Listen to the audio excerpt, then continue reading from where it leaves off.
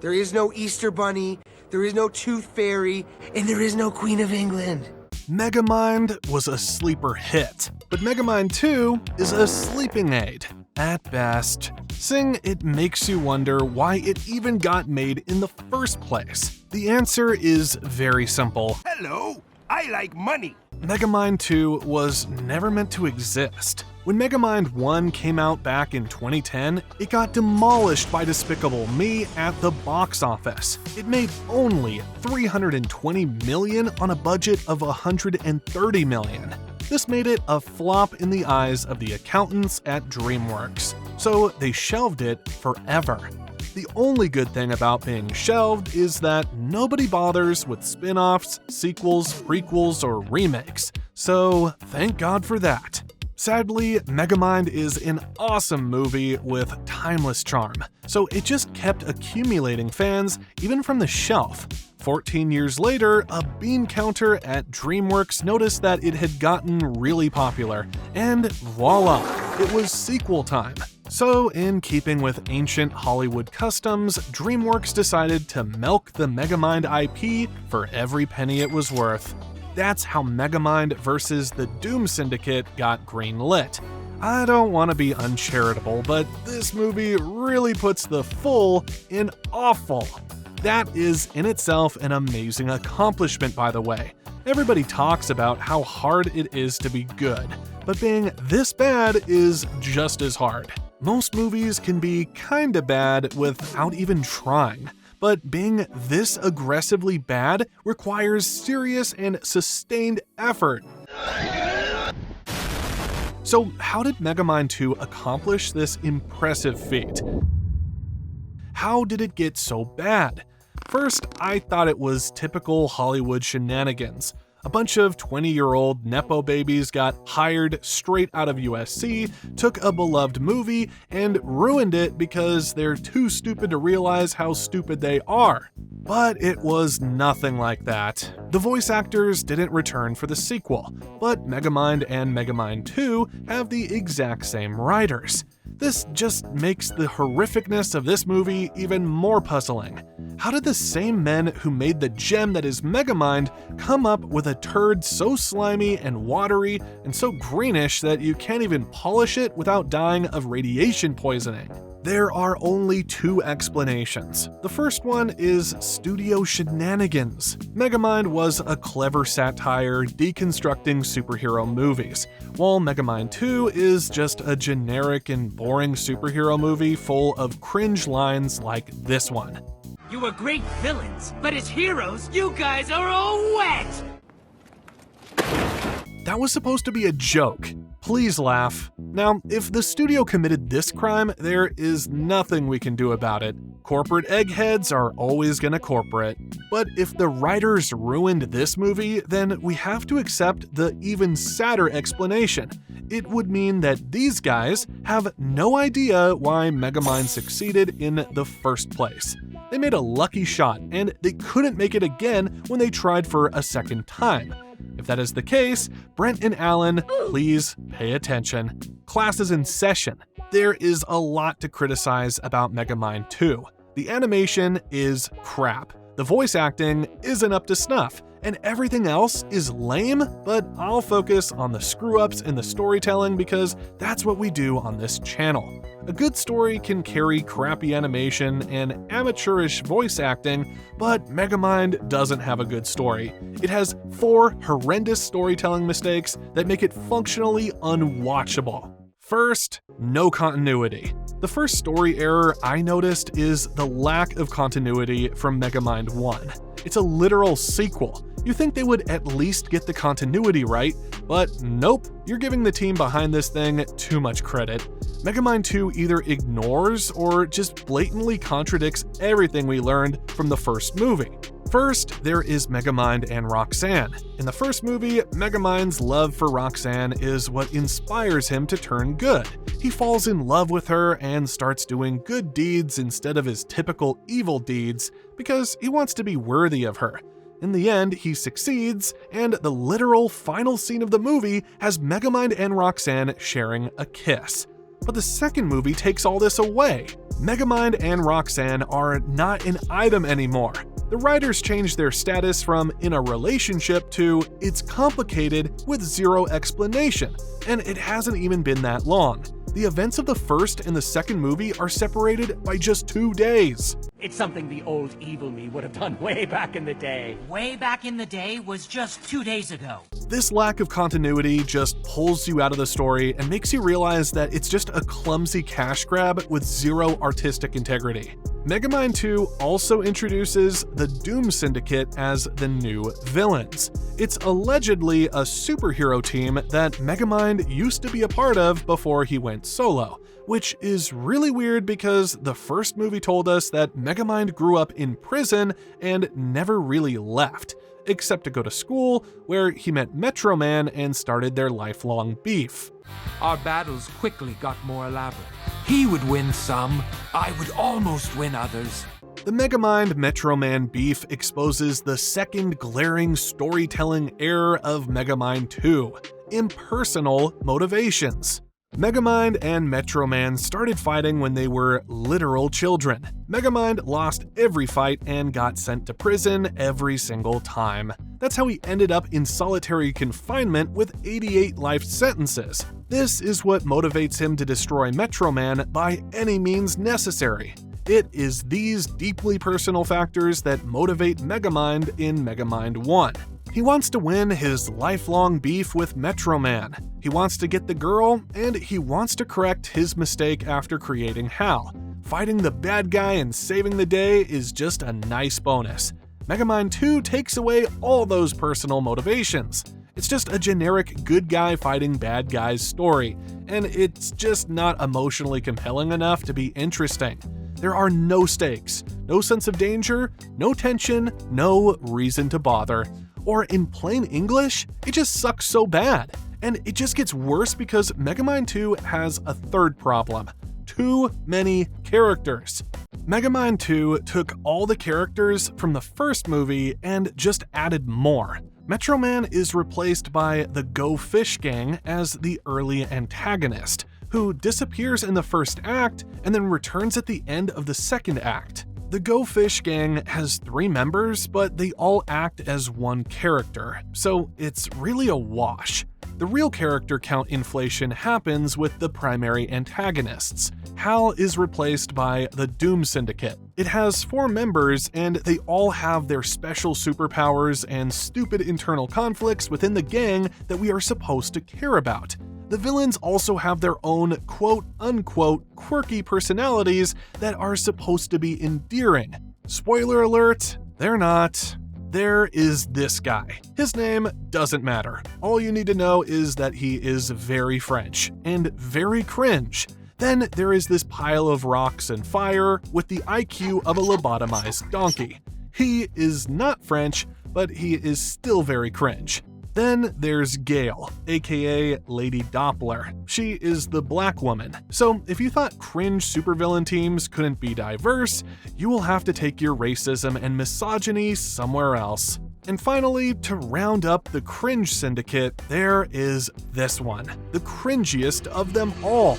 Master of nightmares, the Duke of Darkness, the broken nightlight in your cold bedroom. He calls himself Lord Nighty Night, and he is made of darkness. He is so dark, and so dark, and so dark, and oh, did I mention that he was so dark? He spends the entire movie talking about how dark he is, in case we forget. Hey, tall, dark, and trying too hard. Then there is that girl. She is a major character in this movie. And of course, we still have Megamind, Roxanne, the Mayor, and Minion, who has been renamed to Chum because the writers had to make a cringe Minions joke. And these are just the characters that get a significant amount of screen time. If we start getting into all the side characters, this video will be 10 hours long.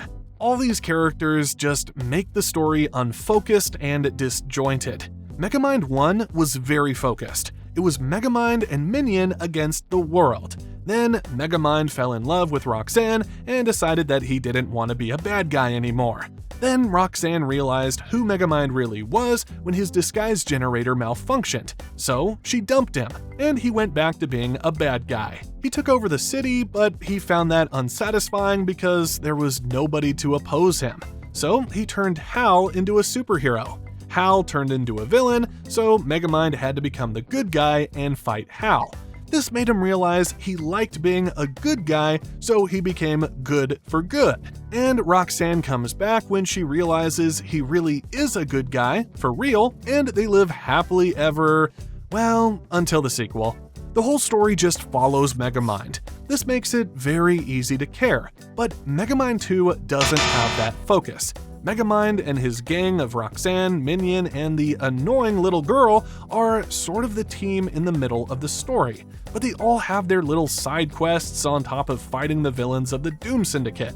The villains are united by their quest to destroy Megamind, while also beefing over who should lead the group and simultaneously chasing side quests of their own. The number of subplots per minute is mind-boggling in a movie so bad. But then I realized that this is actually not an amateurish writing mistake. It is by design. When you watch Megamind 2 to the end, you notice that there is an ulterior motive that ties everything together. All the writing mistakes in this movie trace back to that one motive, but you really only see it once you collect all the mistakes. So let's wrap up these story mistakes and get to that dirty motive. The fourth story mistake that leads to that is a classic: character assassinations. Hollywood has been assassinating beloved characters in sequels for years in order to prop up upstarts. It never works, but they keep doing it anyway because the millionth time is the charm.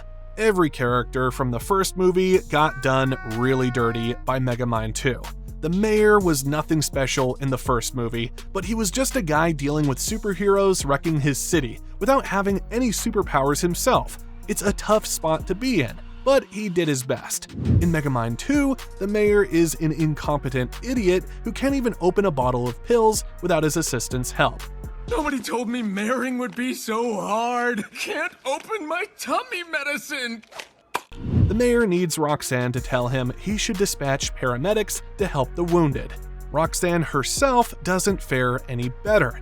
And while many changes are afoot in Metro City, the one constant is me, Roxanne Ritchie, reporting on the accomplishments of others. She is a reporter. Reporting on the accomplishments of others is literally your job, and Roxanne loved her job. But they had to make up for this dissatisfaction for two very sneaky reasons.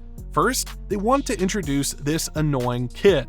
Kiko Marita, president of Megamind's #1 streaming online fan club. So this kid apparently has 500,000 subscribers, which is 10 times more than the people watching Roxanne on the news. Or the people who watch this channel, to be honest. But that's not enough. You know what is even better than making Roxanne hate her job for no reason? Making her take career advice from a 10-year-old. What you need to do is find the thing you want to do and go for it. A few weeks ago, I was a middle schooler. Now, I'm streaming a show with 500,000 subscribers. So Roxanne takes the kid's advice and becomes mayor. Of course, the mayor has already been conveniently assassinated to make way for Roxanne. So good for her? Her plot armor is still solid. Megamind's plot armor isn't that lucky though. He gets completely eviscerated. In the first movie, Megamind is charming. He's kind of a bad guy, but not really. He's smart, he's likable, and he is good to his one and only friend, Minion. Megamind is the story of a bad guy turning good, and we root for him all the way through. In Megamind 2, all that is gone. Despite allegedly being the good guy now, Megamind treats Minion like garbage. Instead of resting like a friend, he treats him like a servant. Be a good assistant and deal with this for me. Whoa! The Megamind in Megamind 2 is also so dumb it's painful to watch. His IQ was always his greatest asset, but Megamind 2 dumbs him down so much they should have renamed him to Micromind. The criminal genius who builds contraptions that other people can't even dream of is apparently too stupid to operate a toaster. Toasters need to be plugged in or they won't work. Show me what you did, sorceress! Who wrote this garbage? Megamind in the sequel is just worse in every respect. All his character development from the first movie is just gone. It's actually beyond gone. It has reversed and made him worse. Even the way Megamind deals with the bad guys in Megamind 2 is just idiotic. Remember the Doom Syndicate, Megamind's alleged old friends turned foes? Well, they think Megamind is just pulling a fast one on the people, playing hero while he is secretly being a villain. So they break out of jail very easily thanks to plot armor and some very stupid writing, and come to join Megamind. When they start trashing the city, Megamind just lets them do it because he's scared of them. Megamind actually plays along with the Cringe Syndicate, pretending that he is still the villain they think he is. He could literally call them into a meeting one by one and use his dehydrator gun on them. He could unleash his army of brain bots on them, or he could use his death ray. He has a million gadgets that could wipe out this so-called Doom Syndicate in literally 2 seconds, but he conveniently forgets to use any of them because he is stupid now, and the writers want to drag out this stupid story for as long as possible. They can't call it a movie if it's only 5 minutes long. And you are? Kiko Morita, president of Megamind's #1 streaming online fan. That brings us to the ulterior motive that makes Megamind so horrible. The dirty little secret about Megamind 2 is that the movie isn't really about Megamind. It's about this annoying kid, Kiko. But Kiko is not the ulterior motive. She is just its instrument. I really hate the fact that I hate her because it's not her fault. She's 10 or 11 or some stupid age like that. She can't help being cringe. 10-year-olds are cringe by default because they don't know anything. But the adults writing this movie act like she is the greatest thing to ever happen since the resurrection of Jesus Christ. How on earth are we letting children give grown adults life advice and acting like it's the peak of human wisdom? Little Kiko has no idea that most of her E-fame is due to luck. She doesn't know that all her fans are just fellow 10-year-olds and a couple of 50-year-old creeps. She doesn't know that life is complicated, and we can't always do whatever we want. She has never paid rent or taxes, or had to skip lunch because her paycheck hadn't cleared yet. She is a child who thinks the world is full of sunshine and rainbows. The writers of Megamind 2 ignore all this and actually frame this kid as better than Megamind just because she is a semi-successful streamer. Electronic device. It's cool. My generation was born tech savvy. Kid, being a Twitch streamer doesn't make you tech savvy. Building Twitch and all the gadgets that make it function is what makes you tech savvy.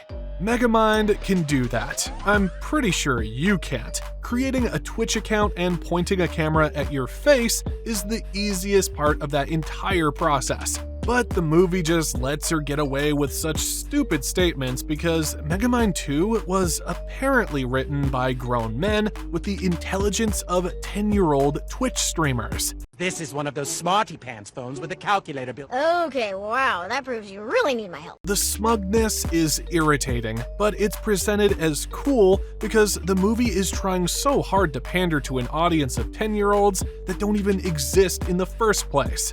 Most Megamind fans are actually grown-ups because the movie came out 15 years ago, and Megamind is one of those animated movies that isn't actually childish. It gets more enjoyable as you get older. But even the 10-year-olds Megamind 2 is trying to pander to would have to be really stupid to idolize Kiko. If there's a scene that demonstrates just what a role model Kiko is, it's this one. The bad guys are wrecking everything in the city, burning stuff, digging up roads, blowing up buildings, the whole 9 yards. Kiko is busy recording them, completely missing the giant screen that is about to cave in her head. Luckily, Megamind saves her. He gets no thanks for this. Kiko barely even registers just how much danger she is actually in. She just shakes off the dust and turns on the front camera. Megamind just saved saved yours truly from becoming a human vegan pancake. Click like and subscribe. I mean, who in the world is that fake? That clueless? Who is so addicted to online validation that even a brush with death is just a content opportunity instead of a learning opportunity? Yes, I know the answer is influencers, but Megamind 2 missed the point completely despite portraying it so perfectly. And all this is because of the ulterior motive I was talking about. The motive that infected every scene of this movie and polluted every scene. That motive is this. Megamind 2 isn't actually a movie with a story to tell like Megamind 1. Megamind 2 is just a 90-minute trailer for Megamind Rules, a TV show that features Megamind trying to be an influencer. With Kiko as his coach, obviously. Don't groan so loudly. I respect you too much to torture you with the brain-dead visual garbage that is Megamind Rules. And as improbable as it sounds, Megamind Rules, the show, is actually worse than Megamind 2, the movie. It's the cringe that keeps on cringing. I want to beg you, please don't watch Megamind Rules. Hell, don't even watch Megamind 2. There is only one Megamind movie, and you know it. It was released in 2010. There is also Megamind the Button of Doom. It's a 16-minute special that was released in 2011. It's also pretty good. You can actually watch it on YouTube. This is the true sequel. Everything else is a mistake. And just in case you're tempted to pay for Peacock to watch this slop, I will show you the only scene in Megamind 2 that is worth watching. The only line that is not dripping with cringe. The only joke that actually landed. It's not laugh out loud funny, but compared to every other line in Megamind 2 and Megamind Rules, it's an upgrade. How will you be paying today? Set the creme brulee. We'll put it on my card. Oh, right. Paying for things. Whoever came up with that scheme is a real evil genius. Presentation!